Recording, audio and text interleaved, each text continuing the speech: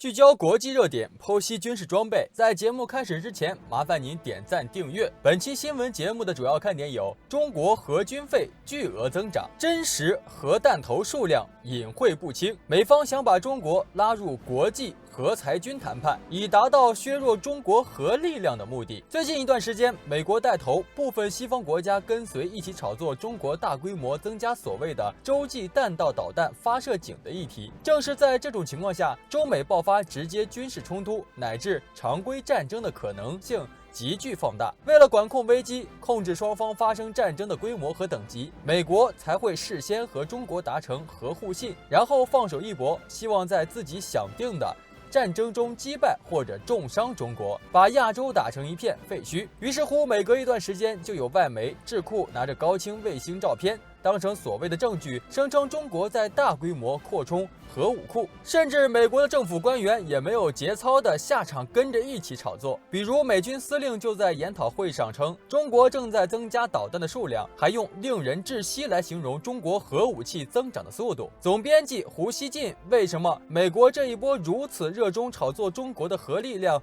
令人窒息的大规模增长？这和此前环球时报表示中国需要在较短时间里将核弹头数量扩大到1000枚的水平，包括至少要有100枚东风41战略导弹不无关系。此言一出，立刻在国内外舆论场引起了激烈的讨论，也引起了外媒的注意，甚至在外交部的记者会上专门就此事询问了外交部的态度。美国媒体和相关机构反复炒作的根本目的是要向中国施加舆论压力。至于中国到底在围绕核武库做什么，这是最高国家机密，让美国猜去吧。很显然，围绕着中国核力量增长的问题，中美之间首先在舆论战场上交锋了。随着国际局势的风云突变，中美之间的战略博弈进入了白热化的阶段。美国对中国的战略敌意威胁到了中国和平发展的美好愿望，甚至威胁到了中华民族的基本生存权利。正是在这样的一个背景条件下，中国一改过去被动挨打的姿势，选择主动出击，制造话题，将舆论引导向有利于自身的话语框架中，与美方积极斗争，更希望可以进一步刺探出美国真实的战略意图。而美方也是想借此把中国拉入国际核裁军谈判，以达到削弱中国核力量，巩固和确保美国的核优势地位。可以说，美国上下掀起了新的一轮反华浪潮。美国发起的舆论和政治攻势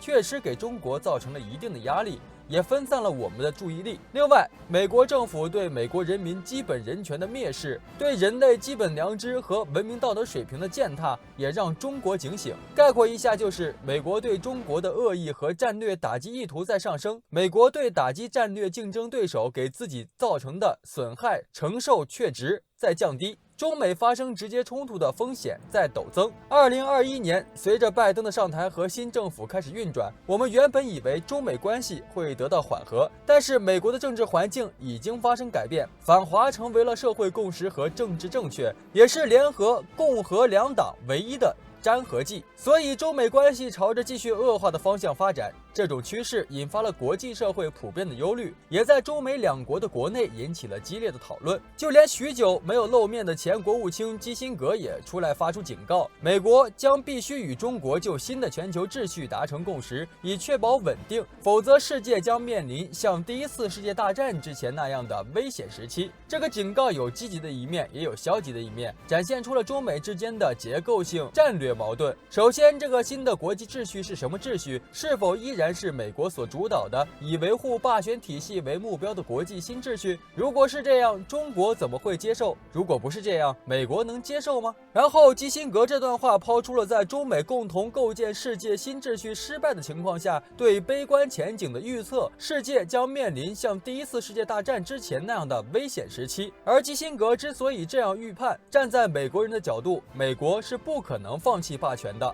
而中国这些年来对美国和整个西方世界都趋于强硬，对于中国来说，过去的谦让和隐忍已经没有什么必要，不能再为中国的发展换来什么红利了，只能改变斗争策略，通过鲜明表达自己的观点和立场，在多个国际场合与损害中国合法权益的行为积极斗争，才能求得和平和新的发展红利。过去中国面对美国的挑衅一直是被动防御，经常面临到单打独斗的局面，难免有些力不从同心。但现在随着中国的主动出击，攻守易位，中国的朋友圈也在不断扩大。如果美国执迷不悟，继续毫无底线地操弄反华议题，组建国际反华大联盟，中美之间乃至全世界爆发全面对抗和冲突的风险自然急剧升高。因为中国奉行的是有限核威慑政策，是第一个公开承诺不首先使用核武器、不对无核国家使用核武器的核大国，所以中国的核弹头数量、核武库规模一直采取的是模糊政策，以求最小代价换取最大的核威慑能力。为了探究中国的核力量到底有多强大，美国以及其他核大国都对中国进行了全方位、无死角的战略侦察。在目前如此发达的侦察科技环境下，中国大规模隐藏核力量的可能性变得微乎其微。经过冷战时期大规模、高强度的锤炼，美国为了在航天侦察当中取得战略优势，甚至不惜重金专门成立了一个隶属于美国国防部的高级别情报机构——国家侦察办公室。这个机构是美国庞大情报体系当中的重要一环，专职负责美国的国家侦察计划，统管美国侦察卫星的研制、发射和运营工作。核武器作为一种战略威慑武器，只有做到及时暴露、有效威慑，才能做到最大的效用。毕竟，比起概率极低的全面核战争，放在发射架上的能让敌对势力感知到的核武器才是常规用法。所以，美国除了炒作中国扩充核武库这个话题以外，也经常极力贬低中国的核弹头数量，目的就是为了摸清楚中国的核家底，打破我们的模糊政策，以便调整自己的战略重心和战略部署。如果对方想对中国发动核打击，却不知道我们有多大的核反应能力，那么对任何决策者来说都是不可容忍的。受到技术和各种环境因素的限制，即便美国拥有强大的卫星侦察系统和情报网络，都无法摸清楚中国的核家底。所以说，在无法把核武库规模扩充到和美俄用等级的水平，中国用有限核威慑政策以及对核力量的模糊化处理，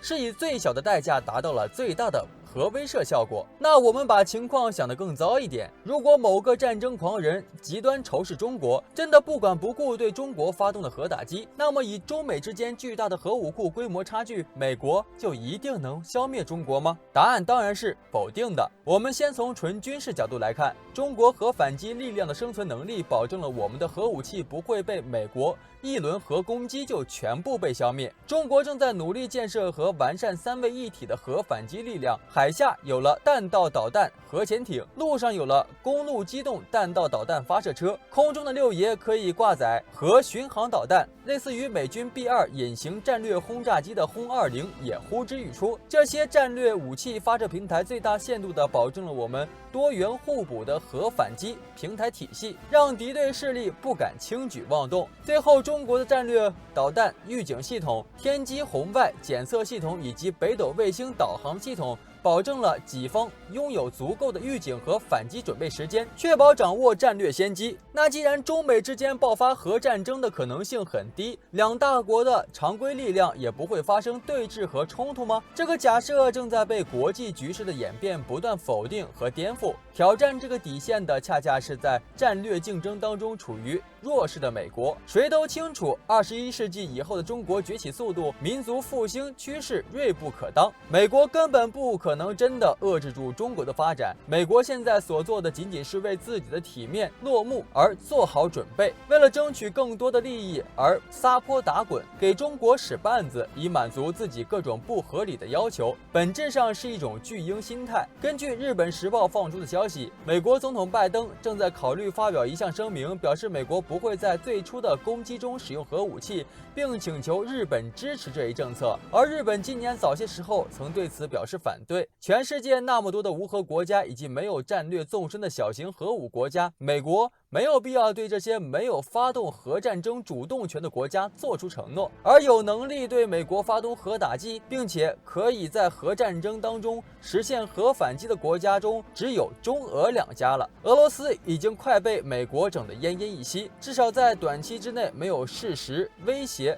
西方霸权体系的能力。而中国历经各种各样的打压、围堵、封锁等遏制政策，依然蒸蒸日上，与美国的差距迅速拉近。很显然，中国就是美国需要做出承诺的对象。随着中国军事实力和综合国力的不断提升，美国迟早要撤出亚洲，但美国并不甘心直接撤离，还是根据昂格鲁萨克逊民族的传统，撤离亚洲之前各种埋雷，就是不让亚洲国家和人民好过，更不愿意让中国轻轻松松地接管亚洲。中美爆发直接军事冲突乃至常规战争的可能性急剧放大。为了管控危机，控制双方发生战争的规模和等级，美国才会事先和中国达成核互信，然后放手一搏，希望在自己想定的战争中击败或者重伤中国，把亚洲打成一片废墟。这样，美国将会以最小的代价重伤战略竞争对手，让美国再次伟大。一旦爆发战争，中美双方的关系会发生不可逆的倒退，这是足以影响世界格局的大事变。拜登现在抛出美国不会在最初的攻击中使用核武器的承诺，像不像开战前拟定的君子协定？所以，看似和平承诺、释放善意的背后，是令人细思极恐的深谋远虑。拜登果然是一条足够狡猾的老狐狸，我们一定要保持足够的警惕。好了，今天的精彩内容就先到这里，喜欢的朋友们记得点赞，咱们下期再见。